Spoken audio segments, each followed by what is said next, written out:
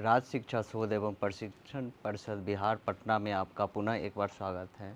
आज कक्षा 12 के अंतर्गत सेम जो आपको हमने पिछली कक्षा में एक्सप्लेन किया था चैप्टर 3 में डेटाबेसेज एंड एसक्यूएल के बारे में, उसका पार्ट 3 वर्जन आज हम आपके सामने प्रस्तुत करने जा रहे हैं।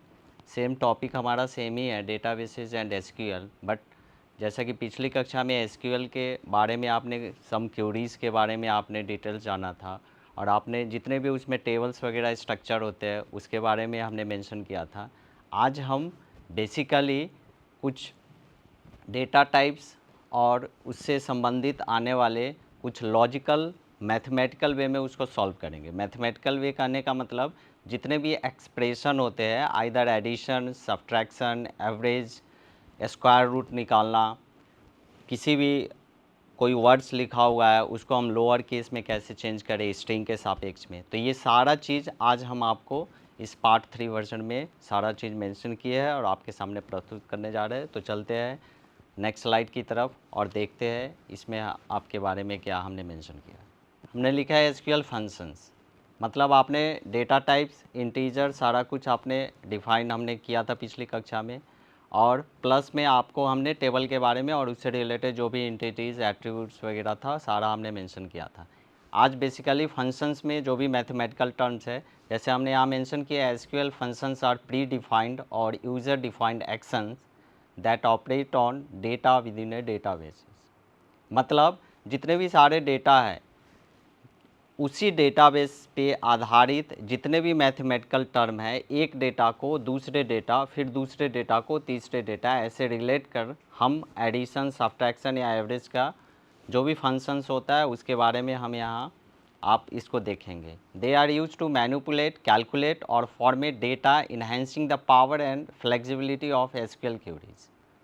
ये सभी जो आप एसक्यूएल फंक्शंस देखेंगे ये भी एसक्यूएल जो स्ट्रक्चर क्यूरी लैंग्वेज है, जो सॉफ्टवेयर हमने पिछली कक्षा में डिफ़ाइन किया था, जैसे माइस्क्यूएल होता है, ओरेकल होता है, माइक्रोसॉफ्ट का एसक्यूएल सर्वर होता है, आप सेम फंक्शंस को यूज कर अपने डेटाबेसेस में ये मैनिपुलेट कर सकते हैं और अपने प्रोग्रामिंग के अकॉर्डिंग अपना जो भी आप एप्लीकेशंस जिसके लिए आप सोर्स कोड वहाँ पे राइट कर रहे हैं, सारा चीज़ में आप इस मैथमेटिकल टर्म्स को यूज कर सकते हैं।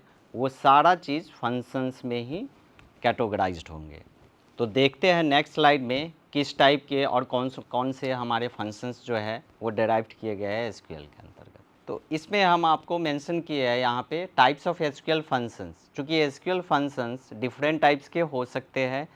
पहला जो टाइप है यहाँ एग्रीगेट फंक्शंस है। एग्रीगेट फंक्शंस एक्चुअली होता क्या है, this functions operate on A set of rose and return a single summary value. मतलब इसमें जितने भी डेटा कैलकुलेशंस होंगे वो रो के रूप में ही कैटेगराइज्ड होंगे, इसमें कॉलम्स का उतना महत्व नहीं दिया गया। जैसे एग्जांपल के रूप में हमने यहाँ पे 5 फंक्शंस लिए हैं। ये पांचों फंक्शंस किसके अंतर्गत आते हैं, तो एग्रीगेट फंक्शंस के अंतर्गत। पहला काउंट, हम same to same SQL query जैसे टेबल डिफाइन करते हैं, लेट से अगर नंबरिंग दिया हुआ है, जैसे पहला हमने नंबर लिया 10, दूसरा 15, तीसरा 20, मान लीजिए 3 डेटा पे हमको कुछ कैलकुलेट करना है, तो काउंट फंक्शन के अंतर्गत हम वहाँ पे काउंट लगाकर हम डेटा को मैनिपुलेट कर सकते हैं कि नंबर ऑफ़ आइटम्स, मतलब हमने 10 दिया, 15 और 20, हमारे पास 3 काउंट आ रहा है वहाँ पे। मतलब यहाँ पे कितने रोज़ में कितने डेटा डिफाइन है, returns the number of rows. मतलब 3 रो में, एक में 10 है, एक में 15 है, एक में 20 है, दैट मीन्स वो काउंट को रिटर्न करके आपको वहाँ पे डिस्प्ले करेगा। सेम टू सेम यहाँ पे सम दिया हुआ है। सम मतलब यहाँ calculate the sum of a numeric column, मतलब जो हमने अभी आपको बताया 10, 15 और 20, उसको कैलकुलेट करके उसको जोड़ करके वो सम के अंदर डिफाइन होता है और आपको रिज़ल्ट के रूप में, आउटपुट के रूप में आप 10, 15 और 20 को जोड़कर जो डिफाइन होगा वो सम में आपको इंक्लूडेड होगा।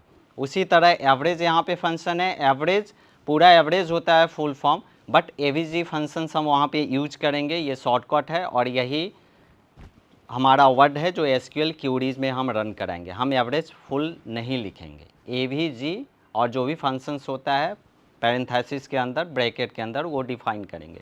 Calculates the average of a numeric column. मतलब आप जानते हैं जैसे 10, 15, 20 मतलब 3 हमारे पास डेटा है और तीनों का एवरेज अगर हम निकालते हैं तो मैथमेटिकल वे में आप करेंगे क्या चीज़, 10 + 15 + 20 और डिवाइड के रूप में आप 3 से उसको डिवाइड करेंगे। 3 से इसलिए डिवाइड करेंगे क्योंकि डेटा आपके पास 3 है। मतलब तो जो कैलकुलेशन करने के बाद रिजल्ट आएगा वो एवीजी के अंदर डिफाइन होगा। मतलब एसक्यूएल क्यूरीज में हम एवीजी फंक्शंस लगाकर किसी भी डेटा का एवरेज हम निकाल सकते हैं। उसी तरह हमारा MIN फंक्शंस होता है। MIN ये शॉर्ट यहाँ पे हमने लिया है, मिनिमम इसका फुल फॉर्म होता है। मिनिमम एसक्यूएल क्यूरीज में हम MIN का ये फंक्शन है और यही हम यूज करेंगे, हम मिनिमम पूरा नहीं लिखेंगे वहाँ पे। तो MIN हमने पैरेंथेसिस ब्रैकेट के अंदर वो फंक्शंस का साइन है, returns the minimum value in A column. अब जैसे हमने आपको बताया 10, 15 और 20 हमारे पास डेटा है। आप जानते हैं 10, 15 और 20 में सबसे मिनिमम जो वैल्यूज वो क्या चीज़ है, तो 10 है आपके पास। तो ये वैल्यू कितना रिटर्न करेगा, 10। आप सोच रहे होंगे कि आखिर इतना ईजी मैथमेटिकल टर्म्स के लिए हम इतने फंक्शंस क्यों यूज कर रहे हैं। रीज़न एक ही है, आपको हम एग्जाम्पल के रूप में हमने यहाँ पे 3 डेटा आपको मैं बता रहा हूँ, 10, 15 और 20, जहाँ पे लैक्स ऑफ डेटा होंगे, करोड़ों में डेटा होंगे। वहाँ पे क्या होगा, वहाँ पे पॉसिबल नहीं है कि आप इसको ईजी वे में कैलकुलेट कर सकते हैं। तो वहाँ पे यही सब फंक्शंस जो है काफ़ी इंपॉर्टेंस रखेगी और यही सब फंक्शंस को इस्तेमाल करके हम इजी वे में डेटा को मैनिपुलेट कर सकते हैं। उसी तरह मैक्स फंक्शंस होता है। मैक्स कहने का मतलब ये भी शॉर्ट रूप में डिफाइन है, मैक्स से मैक्सिमम हुआ और यहाँ पे वो मैक्सिमम नंबर जो भी उसमें होगा उसको आउटपुट के रूप में आपको रिजल्ट देगा। जैसे 10, 15, 20 में आपका 20 मैक्सिमम होगा तो मैक्स फंक्शंस का यूज करेंगे, returns the maximum value in A column. तो ये हमारा रहा है एग्रीगेट फंक्शन जिसमें हमने 5 चीज़ को डिफाइन किया। देखते हैं नेक्स्ट स्लाइड की तरफ। इस स्लाइड में हमने एक डायग्राम लिया। डायग्राम है नहीं, जितने भी आप चीज़ देख रहे हैं हमने पिछली स्लाइड में डिफाइन किया था, AVG function, MIN function, MAX function, SUM function और COUNT काउंट फंक्शन। तो ये सारे चीज़ क्या है, ये चूँकि क्या होता है जब हम फंक्शंस को के बारे में जानते हैं तो फंक्शंस में डिफरेंट कैटेगराइज में डिवाइड किया गया है।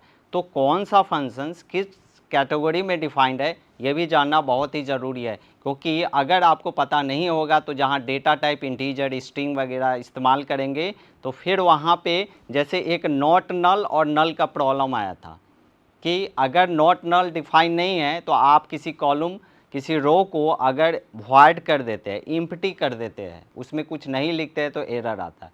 उसी तरह अगर आपको एग्रीगेट फंक्शंस में कौन कौन सारे फंक्शंस डिफाइन है, अगर आप डेटा टाइप में इंटीजर, स्ट्रिंग वगैरह आप डिफाइन नहीं करते हैं तो फिर एरर आ सकता है। इसलिए जानना बहुत ज़रूरी है कि एग्रीगेट फंक्शंस में हम 5 चीज़ों को ही डिफाइन करेंगे, एक एवरेज, सेकंड मिनिमम, तीसरा मैक्सिमम, चौथा सम और पाँचवा काउंट। देखते हैं नेक्स्ट स्लाइड की तरफ। इस स्लाइड में हमने आपको डिफाइन किया है टाइप्स ऑफ एसक्यूएल फंक्शंस में स्केलर फंक्शंस के बारे में। देखिए अभी तुरंत हमने डिफाइन किया था कि फंक्शंस एक से ज़्यादा कैटेगराइजेशन में डिवाइड हो सकता है। हमने पिछली स्लाइड और उससे भी पहले वाले स्लाइड में हमने डिफाइन किया था एग्रीगेट फंक्शंस के बारे में। यहाँ देखते हैं स्केलर फंक्शंस में आखिर क्या क्या होता है। ये चूँकि स्केलर फंक्शंस 2 टाइप के होते हैं, एक सिंगल रो फंक्शंस हमने यहाँ डिफाइन किया है, एक मल्टी रो फंक्शंस भी होते हैं। बट एक्चुअली क्लास 12 तक के अंतर्गत हम सिंगल रो फंक्शंस के बारे में ही जानते हैं। हमारा सिलेबस का स्ट्रक्चर सिंगल रो फंक्शंस तक ही सीमित है। आगे जब आप हायर एजुकेशन में जाएंगे तो आपको पता चलेगा कि मल्टी रो फंक्शंस भी क्या क्या होते हैं। उसमें बहुत लेंदी आपको क्यूरीज मिलेंगे, उसमें भी बहुत सारे फंक्शंस डिफाइन हो सकते हैं। तो these functions operate on a single value और a set of values for a single row. मतलब एक ही रो को, एक बार में एक ही रो को ये स्केलर के रूप में डिफाइन करेगा। हम मल्टीपल रो यहाँ पे डिफाइन नहीं कर सकते। And return a single result for each row. मतलब एक रो का काम एक बार में होगा। अगर हम दूसरा रो ले रहे हैं तो फिर अलग हमें स्केलर फंक्शन डिफाइन करे होंगे और फिर वहाँ पे रिजल्ट जो है वो जो रेस्पेक्टिवली जो रोज़ होगा उसका रिजल्ट वो अलग से देगा। जैसे इन सेलेक्ट लिस्ट, सेलेक्ट मतलब आप सिलेक्शन ऑलरेडी करते हैं, जितने भी टेबल में भी हमने डिफाइन किया था पिछली भी कक्षा में सेलेक्ट फंक्शंस के बारे में। ये सेलेक्ट में भी हम यूज कर सकते हैं। वेयर क्लॉजेज, देखिए वेयर क्या होता है, वेयर भी टेबल में ही डिफाइन होता है एसक्यूएल क्वेरीज के अंतर्गत। जैसे हम एक ऐसा टेबल ले रहे हैं, मान लीजिए 5 स्टूडेंट है और 5 जो स्टूडेंट है वो डिफरेंट सिटीज़ से किसी कॉलेज में स्टडी कर रहे हैं। मतलब अगर पांचों का सिटी अलग अलग है और हमें वही सिटी चाहिए, लेट से एक सिटी में एक स्टूडेंट है जिसका नाम राम है, अगर सेकेंड सिटी हम दिल्ली ले रहे हैं, वहाँ पे मान लीजिए श्याम दूसरा स्टूडेंट है, थर्ड सिटी, फोर्थ सिटी और फिफ्थ सिटीज़, मतलब अलग अलग अगर हम सिटीज़ ले रहे हैं तो वहाँ पे हमें वही सिटीज़ के स्टूडेंट का डिटेल चाहिए जो हम एसक्यूएल क्वेरीज में रन करा रहे हैं। अगर हम वहाँ डिफाइन किए कि where city equal to Patna, मतलब हमें वैसा डेटा चाहिए जिसका जहाँ जो स्टूडेंट पढ़ रहा है उसके सिटीज़ कहाँ हैं, तो पटना है। तो अगर एक स्टूडेंट उस पटना से है तो एक ही डेटा हमारे पास रिजल्ट आउटपुट के रूप में आएगा। अगर मान लीजिए हमारे पास ज़्यादा डेटा है, लेट से 5 के बाद हम यहाँ पे मेंशन करें, मान लीजिए हमारे पास 10 डेटा है और उस 10 डेटा में 4 स्टूडेंट ऐसे हैं जो पटना सिटी से है। दैट मीन्स अगर हम वेयर क्लॉज के अंतर्गत अगर हम लिखे कि where city equal to Patna, तो हमारे पास जैसे हमने आपको डिफाइन किया कि पटना से 4 स्टूडेंट है तो वेयर क्लॉज लगाएंगे तो वही चारों स्टूडेंट का डेटा हमारे पास फाइनली हमें आउटपुट के रूप में दिखेगा। ये सब चीज़ें किसके अंतर्गत आएगी, ये भी फंक्शंस, और फंक्शंस में भी स्केलर फंक्शंस। उसी तरह ऑर्डर वाई है। ऑर्डर वाई कहने का मतलब आप अरेंजमेंट पढ़ते हैं, जैसे असेंडिंग ऑर्डर, डिसेंडिंग ऑर्डर, तो किस रूप में डेटा को आप अरेंज कर रहे हैं, आप ग्रुप ऑफ ऑर्डर क्लॉज लगा सकते हैं। हैविंग क्लॉज भी ऑर्डर का ही सेंस है, और इसमें कुछ एग्जाम्पल्स है हमारे पास स्केलर फंक्शन के भी अंतर्गत। इस एग्जाम्पल में हम देखते हैं, हम आपको नेक्स्ट स्लाइड में स्केलर फंक्शंस के बारे में और एग्जाम्पल आपको यहाँ पे ले रहे हैं। तो चलते हैं फिर से देखते हैं नेक्स्ट स्लाइड की तरफ। इस स्लाइड में फिर से आया है स्केलर फंक्शन, जो आपको हमने पिछली स्लाइड में बताया था कि कुछ एग्जाम्पल यहाँ भी ले रहे हैं। जैसे यहाँ पे स्केलर में क्या आएगा, जैसे आपको हमने एग्रीगेशन जो भी फंक्शन था उसमें आपको हमने बताया था कुछ मैथमेटिकल लॉजिक, जैसे एडिशन के बारे में सम वहाँ पे था, उसी तरह मैक्सिमम मिनिमम के बारे में बताया था। उसी तरह स्केलर फंक्शंस में एग्जाम्पल के रूप में हमने यहाँ पहले लिया numeric functions. Numeric functions actually है क्या, तो परफॉर्म मैथमेटिकल ऑपरेशंस। ये भी मैथमेटिकल ऑपरेशन होता है। जैसे हमने लिया एब्सोल्यूट के लिए एबीएस हमने यूज किया है, राउंड यूज हमने किया है।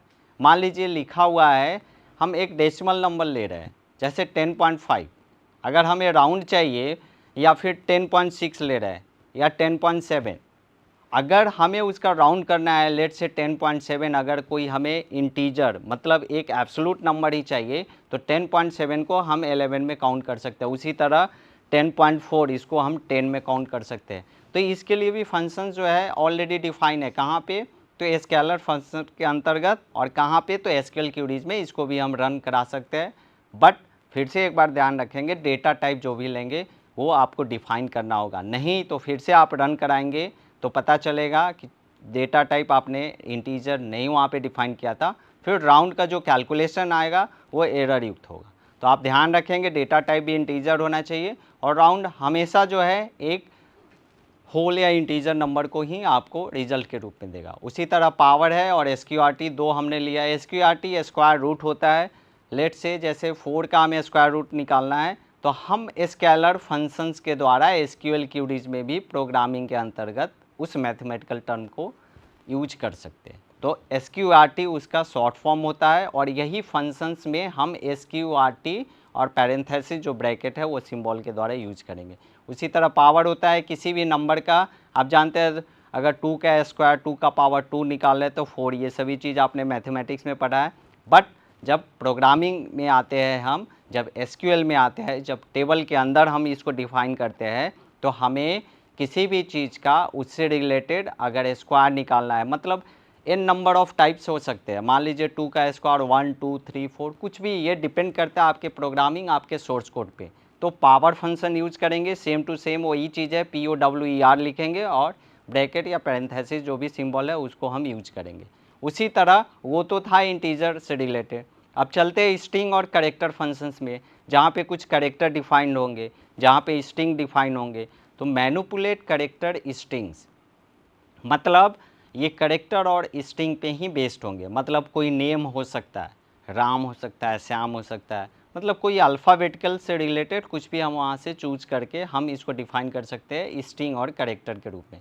जैसे अपर, हम यहाँ दो लेते हैं, जैसे अपर और लोअर दिया हुआ। लेट से अगर नेम लिखा हुआ है RAM कैपिटल में, अगर हमें इसे मान लीजिए लार्ज नंबर ऑफ डेटाबेसेस है जहाँ पे पता चल रहा है कि करोड़ों की संख्या में वहाँ पे स्ट्रिंग और कैरेक्टर दिया हुआ है, आप एक एक करके उस डेटा को लोअर केस में नहीं ला सकते, मतलब अल्फ़ाबेट के रूप में स्मॉल केस उसका यूज नहीं कर सकते हैं। अगर कैपिटलाइजेशन वहाँ पे है तो फिर आपको फार्मूला यूज करना होगा, किसका?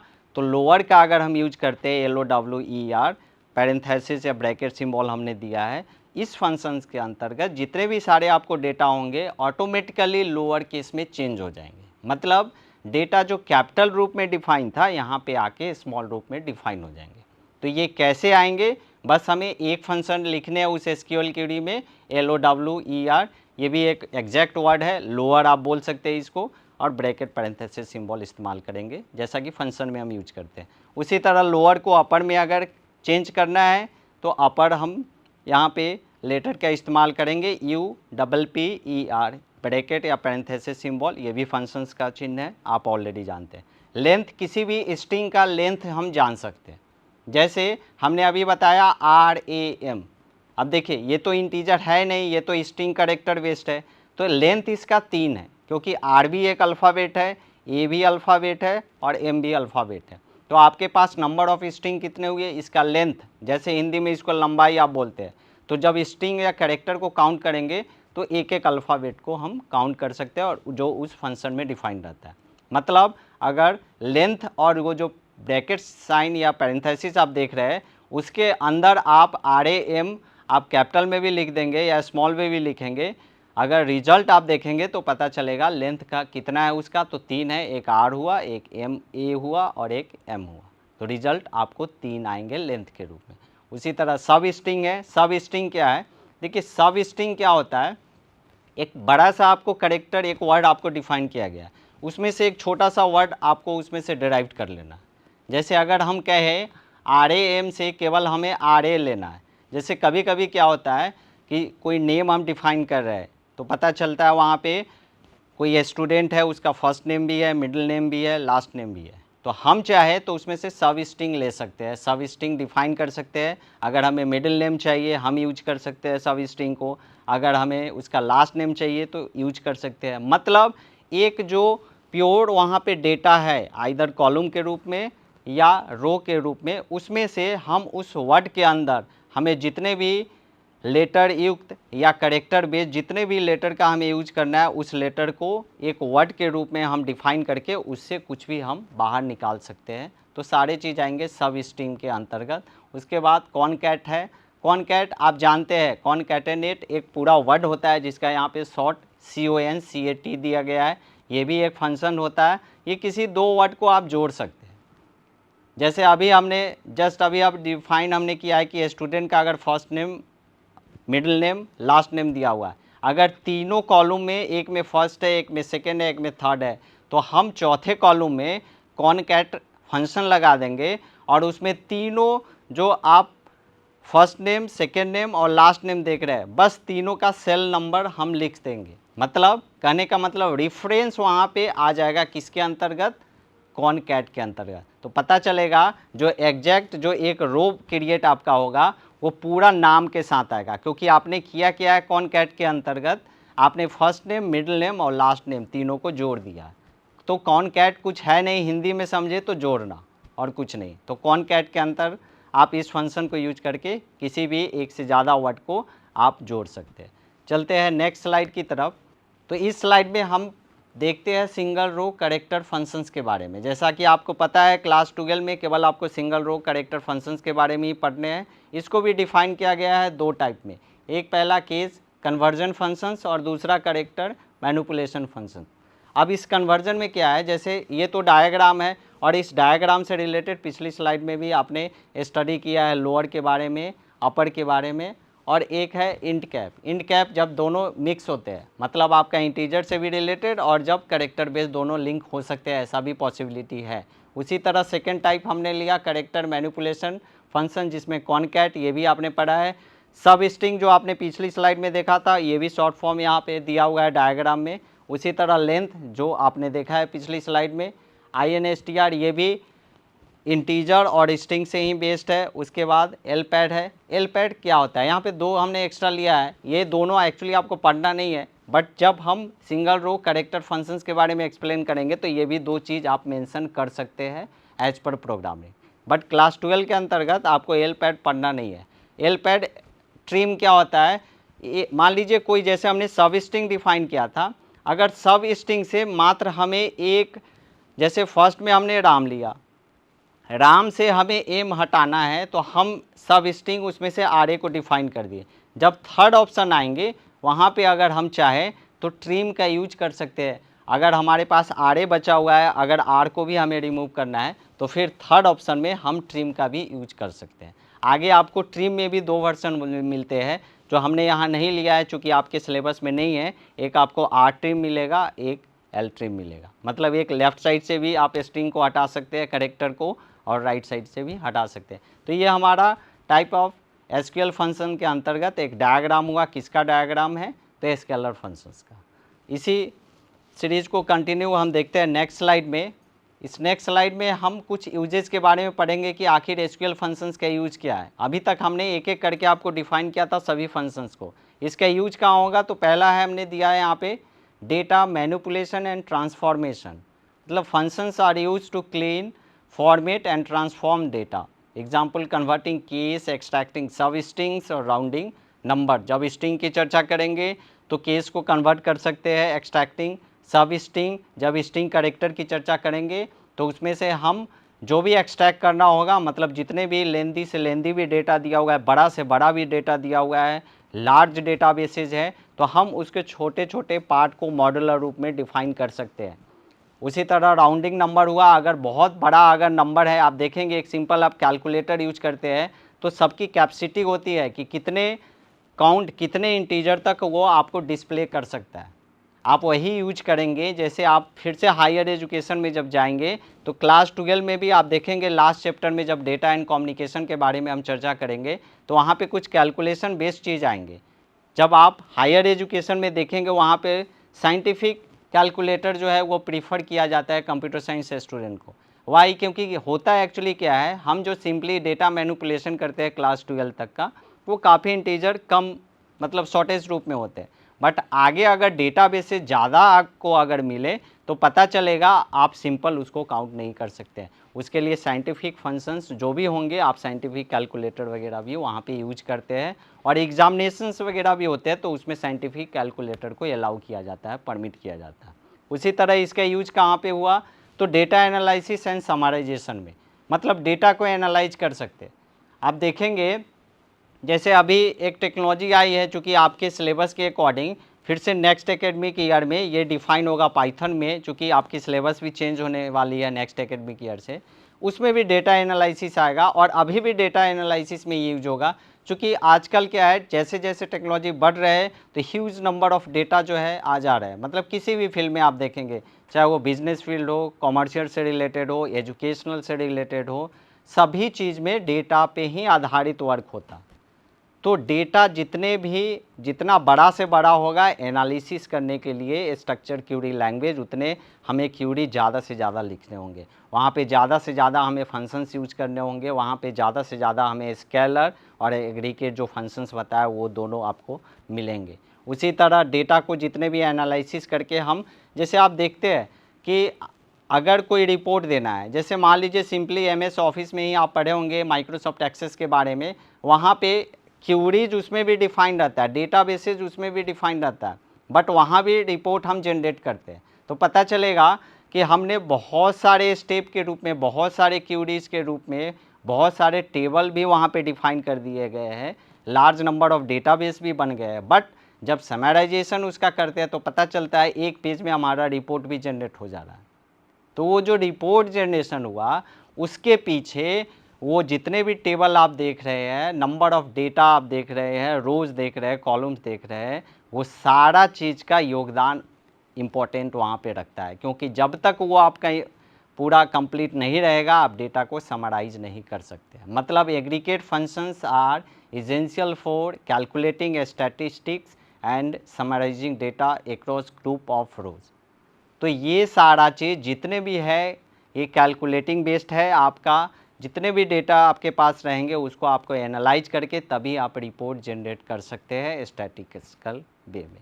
चलते हैं नेक्स्ट स्लाइड की तरफ।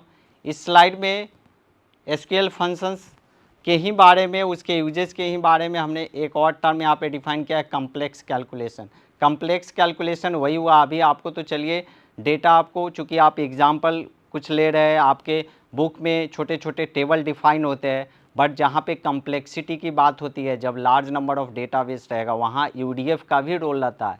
यूडीएफ हमने यहाँ पे डिफाइन नहीं किया है क्योंकि यूडीएफ आपके सिलेबस में एक्चुअली है नहीं, बट यूडीएफ करने का मतलब जब ज़्यादा लार्ज नंबर ऑफ डेटाबेस रहता है तो वहाँ पे यूज़र डिफाइंड कुछ डेटा फ्लो डायग्राम भी काम करते हैं।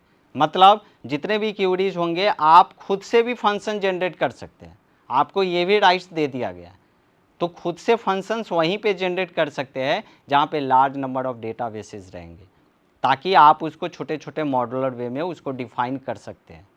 जैसे आपको पता होगा, एक जैसे मान लीजिए कोई ई कॉमर्स साइट है, उसके जो भी डिलीवरी का जो प्रोसेस है, ऑर्डर मैनेजमेंट का प्रोसेस है, वो कहाँ से आप जानते हैं। एक सिंपली एक चीज़, हम अगर ऑर्डर करते हैं तो फर्स्ट वो कहाँ किस डेटाबेस में गया, उस डेटाबेस से फिर जहाँ से उसकी मैन्युफैक्चरिंग हुई है, उसका जो प्लांट है वहाँ जो है ऑलरेडी उसका स्थापित कर दिया गया है ऑर्डर मैनेजमेंट सिस्टम। वहाँ से फिर आपका सप्लाई होता है प्रोडक्ट, फिर उसका इनवॉइस जनरेट होता है, फिर वो जो पार्टिकुलर जो आपका कुरियर मैनेजमेंट सिस्टम होता है उसके पास जाता है।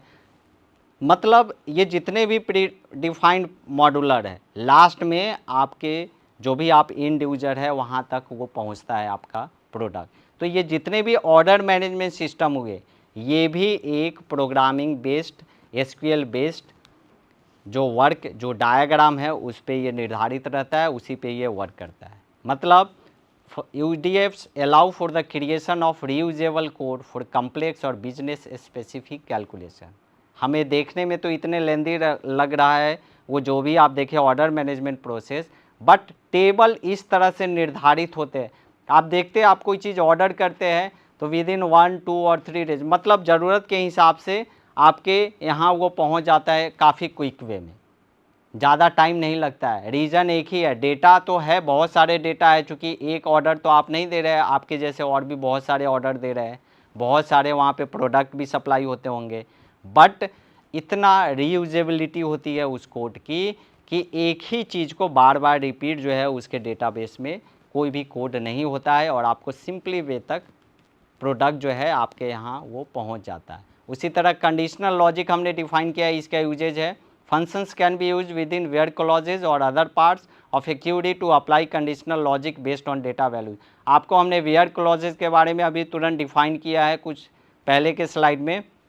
where अब लार्ज नंबर ऑफ डेटाबेसेस है, लैक्स ऑफ डेटा है, वहाँ पे करोड़ों के रूप में अगर डेटा यूज हो रहे हैं, पता चल रहा है जैसे कोई सिटीज़ है वहाँ पे उस पार्टिकुलर सिटीज़ में मान लीजिए 100, 150 या नंबर ऑफ पीपुल से पर्सन या स्टूडेंट जो है वहाँ पे निवास कर सकते हैं, वही सिटी का डिटेल्स हमें चाहिए, वेयर क्लॉज का हम इस्तेमाल कर सकते हैं। क्लास में अगर कोई बच्चे पढ़ रहे हैं, मान लीजिए क्लास 12 के ही स्टूडेंट है, आपने कंप्यूटर साइंस सब्जेक्ट लिया है, कुछ ऐसे भी सब्जेक्ट होंगे जो ऑप्शनल रूप में रहते हैं। अगर मान लीजिए जैसे बहुत सारे लोग हैं वो मैथमेटिक्स जो भी सब्जेक्ट है उसको ऑप्शन के रूप में रखते हैं, तो हमें वैसे स्टूडेंट का डिटेल चाहिए जिसका ऑप्शनल सब्जेक्ट क्या है, मैथमेटिक्स। तो पता चलेगा मान लीजिए उस स्कूल में उस क्लास में जो आपका 12 क्लास है साइंस के अंतर्गत, उसमें 100 बच्चे जो है एडमिशन ले चुके हैं, 100 स्टूडेंट्स हैं, 100 में मान लेते हैं 25 ही स्टूडेंट ऐसे हैं जो ऑप्शनल के रूप में मैथ सब्जेक्ट रखे हैं। अगर हमें उस 2500 का डिटेल चाहिए तो आप क्या करेंगे, पता चलेगा आपके पास जो डेटा स्टूडेंट का डेटाबेस है उसको एक एक करके आप सर्च करेंगे। अगर आपने उसका सीट पहले से बना रखा है या फिर रजिस्टर्ड है, उसको आप चेक करेंगे कि बच्चे का जहाँ पे डिटेल डिफाइन है वहाँ पे उसके सब्जेक्ट कहाँ कहाँ डिफाइन है, ताकि हम पता करेंगे। तो नहीं, अगर आप रियल में कंप्यूटर साइंस के स्टूडेंट हैं, आप रियल में अगर एसक्यूएल क्यूरी के बारे में जानते हैं, तो बस एक फंक्शन लगाना है जहाँ पे आपका डेटा स्टोर है। क्या फंक्शन लगाएंगे? वेयर, मतलब वैसे डेटा चाहिए जिसका मैथमेटिक्स सब्जेक्ट है। मतलब वो कहाँ से डेटा को उठाएगा? वेयर आप जानते हैं इसका हिंदी कहाँ होता है, तो बस यही कहाँ अगर आपको समझ में आ गया तो डेटा को वहाँ से आप ले सकते हैं। तो वेयर सब्जेक्ट इक्वल टू क्या होगा? मैथमेटिक्स हम डिफाइन कर देंगे इन्वर्टेड कॉमा के अंदर।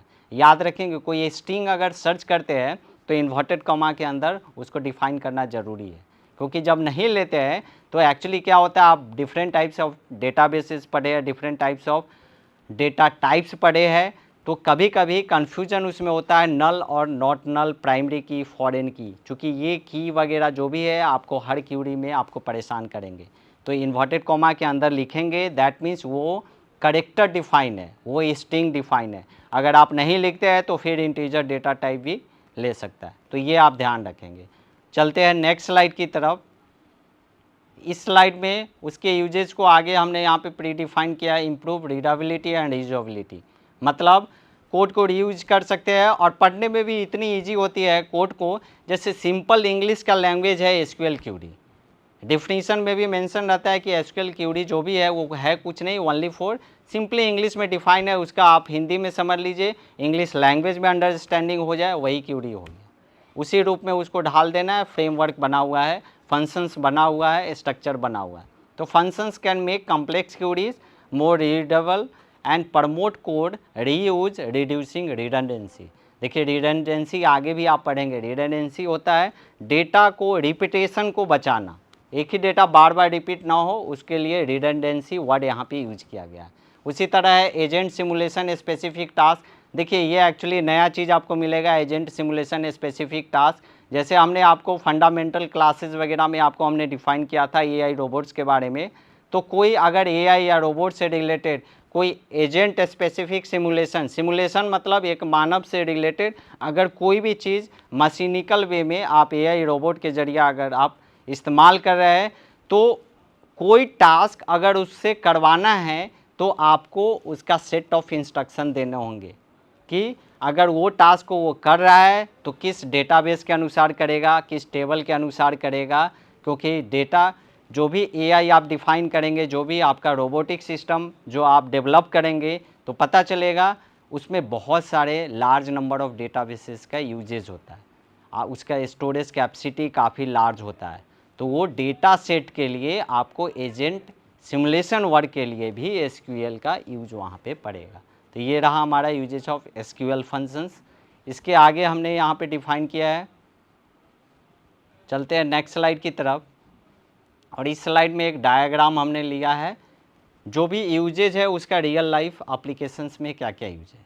रियल एप्लीकेशंस करने का मतलब जो चीज़ आमतौर पे हम डेली रेगुलर जो भी हमारा पर डे है उस हिसाब से हम अपने जीवन में यूज करते हैं। जैसे यहाँ पे लिया है हमने डेटाबेस मैनेजमेंट सिस्टम, स्कूल का डेटाबेस मैनेज करना है उसके लिए एसक्यूएल क्यूरी यूज कर सकते हैं।